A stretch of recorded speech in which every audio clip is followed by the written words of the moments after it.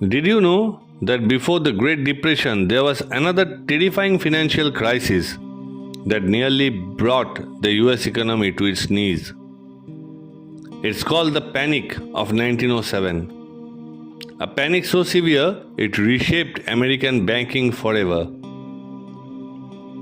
Stay with me to uncover what caused this crisis, who unexpectedly stepped in as the hero, and why it sparked the creation of the Federal Reserve. Welcome back to the channel. Today we are diving deep into the gripping story of the Panic of 1907, sometimes called the Knickerbocker crisis. This dramatic financial panic lasted just a few weeks but left a lasting impact on the US economy and its future. Whether you love history, finance, or stories of high drama, this episode has something for everyone. Section 1.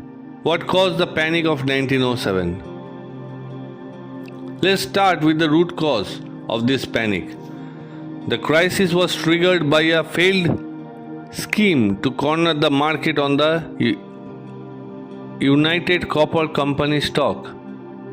When this gamble collapsed, banks that had backed the risky bet faced runs from panicked depositors. The collapse of the Knickerbocker Trust Company, New York City's third largest trust, spread fear across the financial system, setting off a domino effect.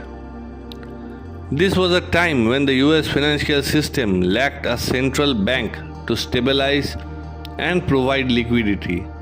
Instead, banks had different rules, and trust companies operated with fewer reserves, making them vulnerable. A widespread loss of confidence caused people to withdraw deposits from banks nationwide, deepening the crisis and causing the stock market to plummet almost 50% from its previous peak. This panic also unfolded during a broader economic slowdown, with industrial production dropping significantly, unemployment rising, and business failures surging. Section 2. Who saved the day and who gained? You might expect chaos, but the Panic of 1907 also showcased a remarkable rescue.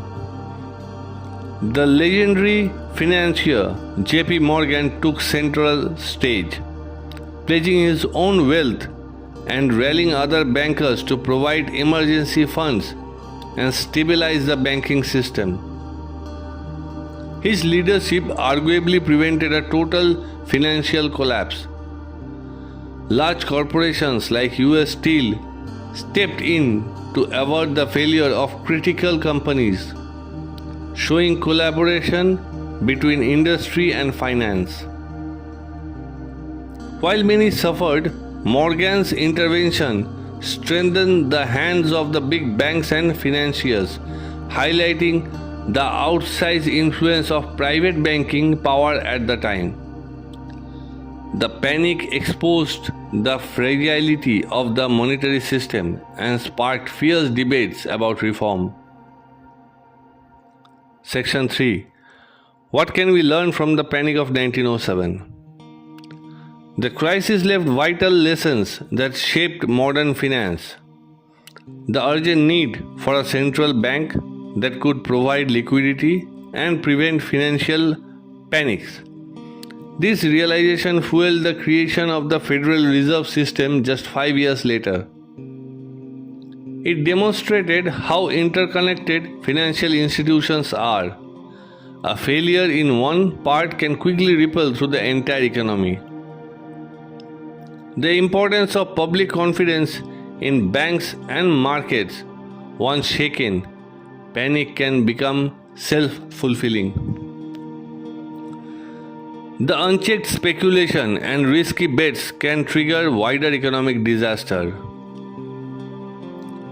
The power and risks of private financiers stepping in during crisis, a stopgap solution but not a sustainable system. Lastly, it showed that crisis sparks innovation and reform, reminding us to learn from history to build a more stable future. Have you ever thought about how close we came to losing the entire US financial system in 1907? What role do you think the private individuals should play in managing economic crisis? Let us know your thoughts and stories in the comments below. If you found this deep dive into the panic of 1907 fascinating, smash that like button, subscribe for more captivating history and finance stories, and hit the bell to stay updated on all our latest videos.